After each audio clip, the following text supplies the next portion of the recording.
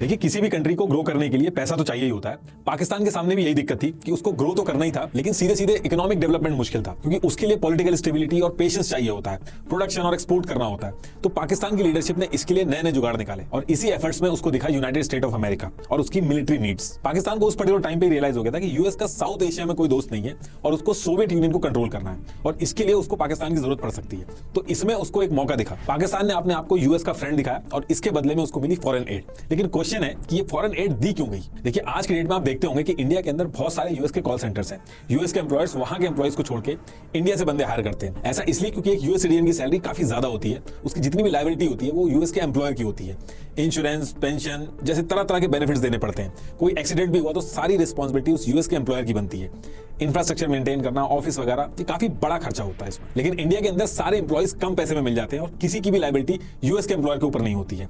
Same concept US अपनी military में भी यूज करता है। जब इंडिया और पाकिस्तान आजाद हुए थे तो उस पर्टिकुलर टाइम पे दो ही सुपर पावर थी, एक यूएसए और दूसरी सोवियत यूनियन, जो अभी रशिया कहते हैं जिन्हें। सोवियत यूनियन का साउथ एशिया में बहुत ही ज्यादा इन्फ्लुएंस था। इंडिया का झुकाव भी सोवियत यूनियन की तरफ ही था। ऐसे में यूएस को पाकिस्तान एक ऑप्शन की तरह देखता था। यूएस अफगानिस्तान में अपना कंट्रोल पाने के लिए सोवियत यूनियन के खिलाफ मुजाहिदीन तैयार करता है और इन सब की ट्रेनिंग का जिम्मा लेता है पाकिस्तान। तो जब सोवियत यूनियन और अफगानिस्तान के बीच में लड़ाई चल रही थी तो उसमें रेदर देन यूएस ने अपनी मिलिट्री उतारने के मुजाहिदीन को रेडी किया।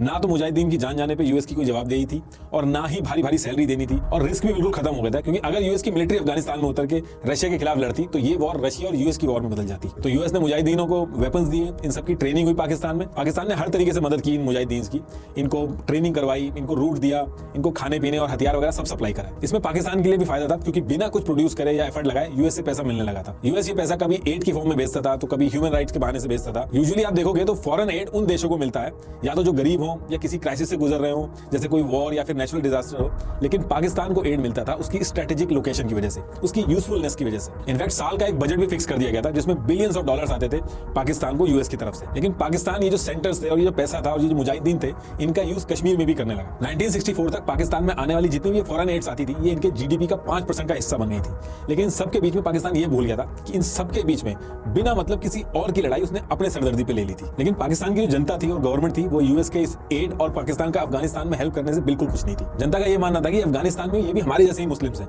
और हम अपने ही भाइयों को मरवा रहे हैं। वहीं गवर्नमेंट इसलिए खुश नहीं थी क्योंकि एड की वजह से मिलने वाला जो पैसा था वो बस आर्मी तक ही पहुंच पाता था, क्योंकि करप्शन की वजह से पैसा नीचे तक पहुंच ही नहीं पाता था और पाकिस्तान का एक्सपोर्ट और प्रोडक्शन इतना कोई खास नहीं था। इसलिए लोगों की जो गालियां होती थी वो पाकिस्तान की गवर्नमेंट को मिलती थी। लेकिन पाकिस्तान की इकोनॉमिक सिचुएशन फिर से खराब तब होती है जब अफगानिस्तान वॉर 1989 में खत्म हो जाती है। ये जो मुजाहिदीन यूएस और पाकिस्तान ने मिलकर ट्रेन किए थे, ये अफगानिस्तान की सरकार को गिरा के तालिबान का राज हो जाता है वहां पे। ये उसामा बिन लादेन वगैरह ये सब यूएस ने उस टाइम पे ट्रेन किए थे और सोवियत यूनियन को बाहर करके यूएस का काम ऑलमोस्ट पूरा हो गया था। ये जो बातें मैं बोल रहा हूँ, ये जो पाकिस्तान के प्रेसिडेंट रह चुके परवेज मुशर्रफ, इन्होंने भी बोली है और ओपनली बोली है। इंटरव्यू अभी भी पड़ा इनका यूट्यूब के अंदर। अफगानिस्तान वॉर के बाद अमेरिका को पाकिस्तान की जरूरत नहीं थी।